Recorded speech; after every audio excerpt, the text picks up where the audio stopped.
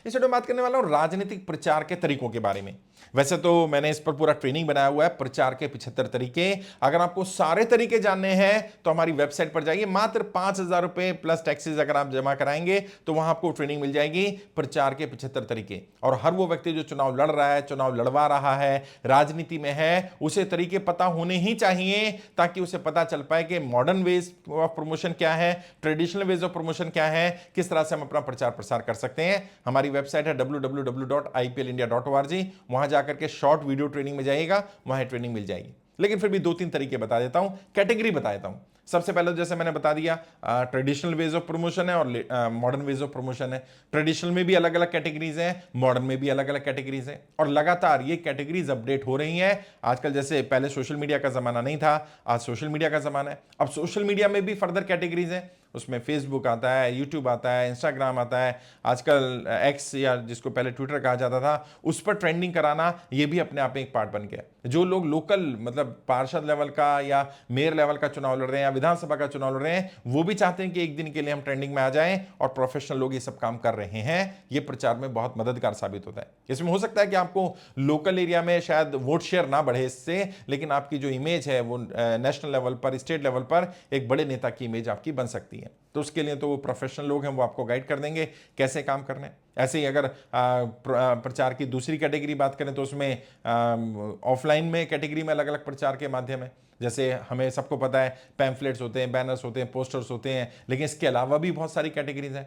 अगर हम सिर्फ ऑफलाइन प्रचार की ही बात करें तो ऑफलाइन प्रचार में अगर 75 तरीकों में से देखूं तो 25 से ज्यादा तरीके केवल ऑफलाइन में ही इस्तेमाल किए जा रहे हैं। और कुछ तरीके ऐसे हैं जिनका डायरेक्ट रीच ज्यादा रहता है, कुछ तरीके ऐसे हैं जिनकी डायरेक्ट रीच कम रहता है, कुछ तरीके ऐसे होते हैं जो केवल ब्रांडिंग में काम करेंगे, क्योंकि प्रमोशन अलग चीज है, ब्रांडिंग अलग चीज है, मार्केटिंग अलग चीज है, इमेज बिल्डिंग अलग चीज है। कई नेताओं को क्या लगता है, मैंने पोस्टर लगा दिए, मेरा काम हो गया। अरे भाई, आपका पोस्टर किस काम का है? अगर उसमें स्लोगन लिखा हुआ है तो उसका इंपैक्ट अलग पड़ेगा, विदाउट स्लोगन है तो इंपैक्ट अलग पड़ेगा, नेता के बारे में लिखा हुआ है तो नेता का इंपैक्ट अलग पड़ेगा, अगर पार्टी के बारे में लिखा हुआ है तो उस पोस्टर का इंपैक्ट अलग हो जाएगा। तो पोस्टर अलग अलग चीजों के काम आएगा, ब्रांडिंग के भी काम आएगा, मार्केटिंग के भी काम आएगा, एडवर्टीजमेंट के काम आएगा, प्रमोशन के भी काम आएगा। आप उसका इस्तेमाल कैसे करें, वो तो एक टूल है, पोस्टर एक टूल है, उस टूल का उपयोग कैसे करना है वो प्रोफेशनल लोग आपको बता सकते हैं। ऐसे पैम्फलेट की बात करें, पैम्फलेट में जब हम इमोशनल चीजें डाल देते हैं तो सिर्फ पैम्फलेट नहीं रह जाता, वो कैंडिडेट के लिए एक ऐसे टूल का काम करने लगता है जिससे कि आपकी फेवर में वोट शेयर कन्वर्ट हो सकता है, या जो मार्जिन पर वोटर है, जो अभी डिसाइड नहीं कर पा रहा है, या फ्लोटिंग वोटर जिसको कहा जाता है, जो इधर या उधर जा सकता है, उस वोटर तक अगर वो अपील पहुंच गई तो उसका इंपैक्ट काफी पड़ने वाला है। तो वो अपील कैसे दी जाती है? अब आपने पर्चा छपवा दिया, पर्चा तो सभी छपवा रहे हैं, आपके पर्चे और दूसरे के पर्चे में क्या अंतर है, उससे पता चलेगा कि इस पर्चे का इस्तेमाल क्या हो रहा है या कितना इंपैक्ट पड़ने वाला है। ऐसे ही जो गिफ्ट आइटम्स होते हैं, गिफ्ट आइटम्स की भी अलग अलग कैटेगरी है। जो मैंने बताया ना प्रचार के 75 तरीके, उसमें पूरी लिस्ट मिल जाएगी आपको, क्या क्या लेटेस्ट तरीके यूज किए जा रहे हैं, जिससे कि आपको पता चल पाए कि कैसे जनता को इन्फ्लुएंस करना। और सिर्फ गिफ्ट दे देना नहीं है, क्योंकि हमें वोट भी चाहिए, हमें सपोर्ट भी चाहिए, तो वो गिफ्ट का इस्तेमाल कैसे करना है वो भी जानना जरूरी है।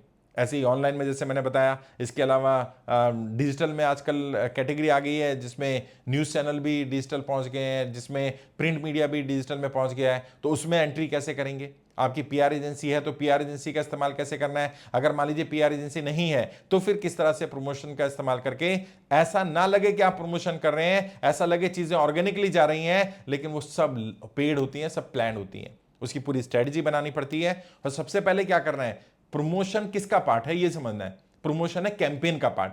तो सबसे पहले क्या करना है, हमें एक कैंपेन इंचार्ज अपॉइंट करना है। वो कैंपेन इंचार्ज ऐसा व्यक्ति होना चाहिए जिसे कैंपेन के बारे में सब कुछ पता हो, और कैंपेन कितने दिन चलने वाला है, कैंपेन किस टारगेट ऑडियंस को हम टारगेट करने वाले हैं, या हमारा बेस क्या होने वाला है, उन वोटर्स तक अगर हमारे पास डाटा है मान लीजिए, तो डाटा वाले वोटर तक कैसे पहुंचा जाएगा। अगर हमारे पास डाटा नहीं है तो उन तक अप्रोच कैसे पहुंचानी है, वो कैंपेन इंचार्ज डिसाइड करेगा।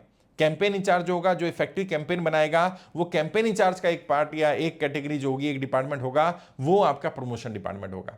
उसमें कैंपेन में और भी बहुत सारी चीजें आती हैं। जैसे अगर हम मीडिया की बात करें तो जैसे मैंने बताया, सोशल मीडिया के साथ साथ आजकल व्हाट्सएप मैसेंजर चल रहा है, जिसमें वॉइस कॉल चल रहा है। वॉइस कॉल में भी किस तरह की कॉल जानी चाहिए, कैसे जानी चाहिए, व्हाट्सएप में भी जो व्हाट्सएप बिजनेस है या प्रोफेशनल जो व्हाट्सएप है उसको कैसे इस्तेमाल करना है जिससे कि इंटरेक्टिव हो जाए, टू वे कम्युनिकेशन होना शुरू हो जाए। सामने वाला आपसे अगर कम्युनिकेट कर रहा है, कैंडिडेट के बारे में जानना चाहता है, पार्टी के बारे में जानना चाहता है, तो उस तक अपनी बात कैसे पहुंचाई जा सकती है और कौन कौन से टूल का इस्तेमाल करना है। व्हाट्सएप एक इंस्ट्रूमेंट हो गया, उस मीडियम का इस्तेमाल कैसे करना है, उस पर कब कब क्या क्या जाना चाहिए जिससे कि हमारी रीच भी बढ़े, हमारी फैन फॉलोइंग भी बढ़े और जो हमारा वोटर है वो और ज्यादा इंटैक्ट हो जाए और जो हमारा वोटर नहीं है उसके हमारे वोटर बनने की संभावना बढ़ जाए, वो जानना जरूरी, वो सीखना जरूरी है।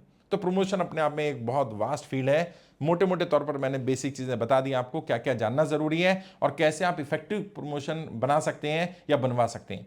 खुद कर लें तो बहुत अच्छी बात है, वरना बहुत सारे प्रोफेशनल्स हैं मेरे यहाँ आ सकते हैं, मैं आपको कैंपेन डिजाइन करने का तरीका भी बता दूंगा। और जो आपका कैंपेन इंचार्ज है, अगर आपकी टीम का कोई व्यक्ति है, जनरली हम रिकमेंड करते हैं कि जो कैंडिडेट है उसका कोई खास व्यक्ति ही कैंपेन इंचार्ज होना चाहिए, क्योंकि कैंपेन इंचार्ज डायरेक्ट कनेक्ट करेगा कैंडिडेट के साथ, वो कैंडिडेट को फॉलोअप भी देगा, फीडबैक भी देगा, उसकी ओपिनियन भी लेगा। तो अगर कोई आपका व्यक्ति, उसे हम ट्रेन कर देंगे, उसे हमारी टीम ट्रेन कर देगी, उसे बता दिया जाएगा, फिर वो आपके लिए कैंपेन डिजाइन करने का काम कर लेगा।